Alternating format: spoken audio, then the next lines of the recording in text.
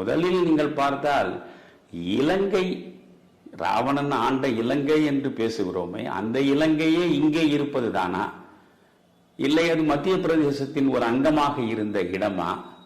இப்படி பலவிதமான ஆய்வுகள் தொடர்ந்து நடக்கின்றன. எவற்றிலும் எந்த முடிவையும் காணவில்லை. நான் அதனால்தான் அடிக்கடி சொல்வேன், இலக்கியத்தை நீங்கள் அழகுணர்ச்சியோடு பார்க்க வேண்டும், இதயபூர்வமாக அணுக வேண்டும். அதில் போய் ஆய்வு நடத்தக்கூடாது. நீங்கள் அறிவியலில் ஆய்வு செய்யலாம். அறிவை பயன்படுத்தி ஆய்வு செய்வதற்கானது அறிவியல். ரசனையோடு உங்கள் இதயம் ஈடுபடுவதற்கானது தான் இலக்கியம். எனவே அந்த இலக்கியத்தை வைத்துக்கொண்டு நீங்கள் வரலாற்றை பார்ப்பது என்பது அவ்வளவு சரியாக இருக்காது.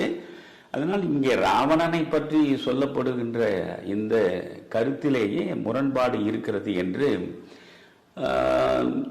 மிக தெளிவாக தகுந்த ஆதாரங்களோடு அதை எழுதி